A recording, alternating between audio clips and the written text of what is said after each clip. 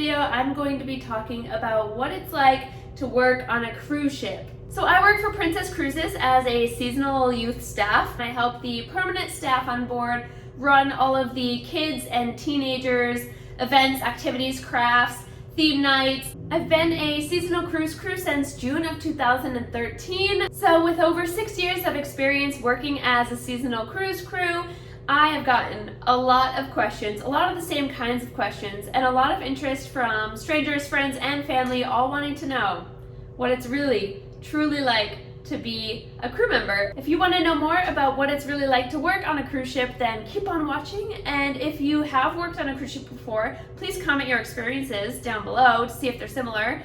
And of course, if I miss any questions or any information that you're curious about, leave those questions and comments down below and I will try to maybe do a part 2. One of the biggest questions I get is, what exactly does the cruise line pay for? This is my hotel room here in LA. I just hopped off a plane at LAX. I just got off my plane. I flew from San Francisco here. Princess Cruises pays for that. They pay for your hotel the night before you join a ship. You get meal vouchers, so free meals in the hotel restaurants. Tomorrow, a shuttle comes to the hotel and picks up all of the joining crew and brings them straight to the cruise ship, as well as redeeming anything that you spend on your checked bag.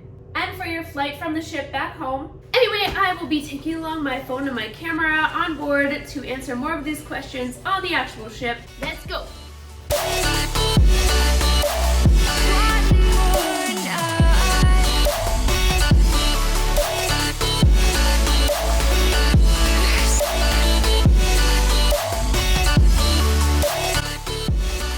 Welcome to my cabin. This is the crew cabin. One of the options for possible crew cabins. Mind you, the worst. So we've already talked about what the cruise line will pay for before and after your contract versus what you're responsible for paying for during those times. But now, the expenses that you are in charge of when you're on board. So what do you have to pay for? I often get asked, do you pay for your cabin? Do you pay for your food?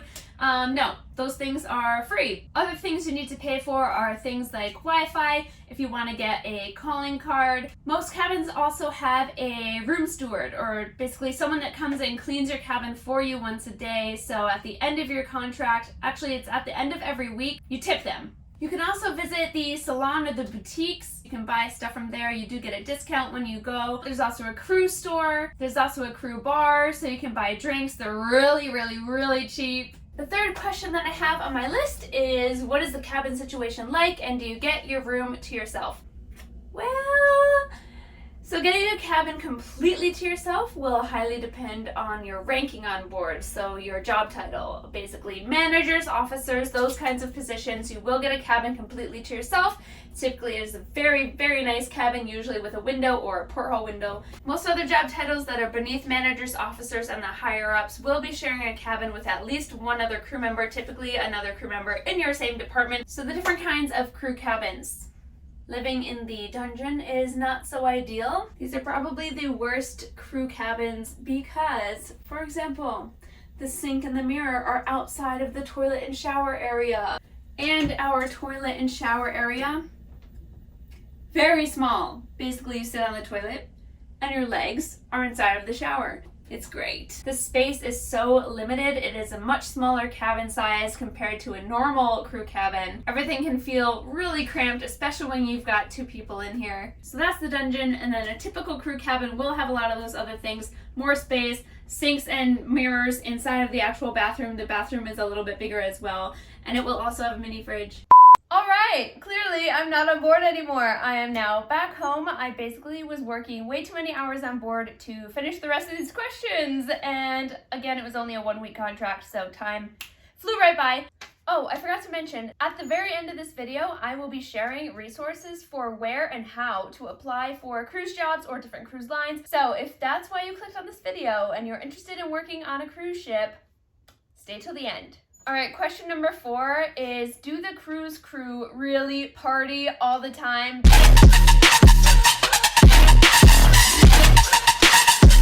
Basically, I get a lot of questions all about what the crew bar is like, what the crew parties are like. A lot of crew members stay on board for months on end, and they're pretty much kind of stuck on the ship in a sense.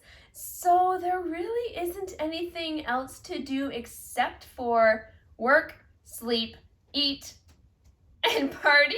What else is there to do besides live it up in the crew bar? On a more serious note, yes, we have a crew bar. No, we don't party all the time. Most of us would actually prefer to sleep, but we do have crew discos or dances or themed nights. We also have band nights.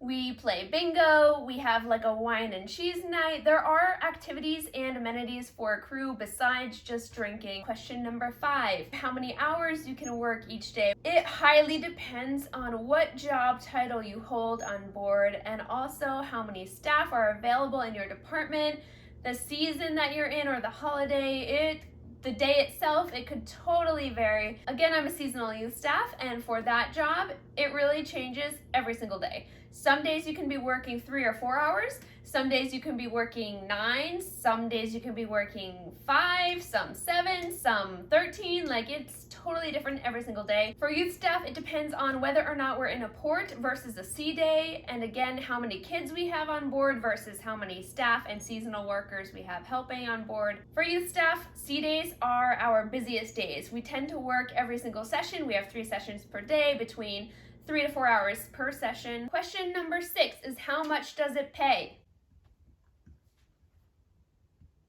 Look, working on board as an American, or I guess as a Canadian as well, you can make way more money on land doing the same job, especially if you worked the same crazy amount of hours. But you don't get free travel on land. I mean, well, some people do. So how much does it pay to work on a cruise ship? It greatly depends on what job title you hold. As an American, working as a seasonal youth staff, my salary, my pay is about $1,200 US per month. Everyone, no matter their nationality, gets paid in US dollars. And question number 7, I touched on a little bit before. So the question is, do you get to get off the ship and see any of the ports that you cruise to? Certain jobs and schedules allow certain crew members to get off of the ship more frequently than other jobs allow you to. On port days, a lot of us do get time off for a few hours or the full day, and then we come back at night to work that night session. Question number 8. I had to count for a second. I was like, did I hold up 8? Anyway, is where do you eat? Well, my friends, we have a lovely crew or staff mess. It's decent. However, most of the time it tends to be things like rice, curry, bread, basic salad, some kind of chicken or mystery meat. Not exciting stuff. But if you don't want to eat there, you can go to the buffet that all the passengers go to. However, you can only visit the buffet during certain hours. Most of us are also allowed to eat at the pizzeria or the grill. Okay, question number 9 is, do you get to go as crew to all of the shows and basically do everything that the passengers get to do as well? Just take a shot every time I say it depends. If you don't have to work, you can go and see the shows. You just have to make sure that if it is a formal night, you know that and you don't show up in your uniform. Question number 10 is, do you ever get seasick? Thank God, I do not. But many crew do, especially if you're sailing in an area of the world that is known for large swells. Before you go on a cruise, you should always buy some kind of seasickness bands. They have those like band-aids that go behind your ear, any medications you might need, ginger ale, saltine crackers, and green apples, specifically the green ones. They all help settle your stomach. And here's a trick. Okay, so as a crew member, you can't really choose where your cabin is, but as a passenger, if you want to avoid seasickness, what you want to do is get a cabin in the very middle of the ship, close to the water level. Because if you are sailing to a destination that has choppy seas, the ship will probably be going like this. If you're at the front or the back, you experience the most amount of motion. If you're in the middle, it's kind of a little bit more level and it doesn't really move as much. If you can't secure a cabin there and you are getting seasick, you can still go and hang out in the middle of the ship around the water level because there's like an open atrium right there with lots of lounge chairs, couches, a little cafe. I think this is question number 11, but basically a lot of people ask, how long are your contracts? So since I am a seasonal youth staff and not a permanent youth staff, my contracts can actually be anywhere between a few days to about 3 months. But on average, most of my contracts have been anywhere between 1 to 3 weeks. And then I come home and then I go back on my next contract whenever I have availability. For most other jobs on ships, you are working about a 6 to 9 month contract with about 2, maybe 3 months home, and then you turn right around and get assigned your next 6 to 9 month contract. Some are a little longer, 10, 11 months, you can get extended. Some are a little shorter, 4 or 5 months, depending, again, all on your job. All right, so the where and how to apply for a cruise job. You can either search for the exact cruise line that you want to work for. So say Carnival Cruises, Princess Cruises, Royal Caribbean, Holland America, Norwegian, any cruise line that you want to work with. I'm doing this a lot. You can go directly to that cruise line's website and then find some sort of tab that says employment or hiring or job openings. You can also go to allcruisejobs.com.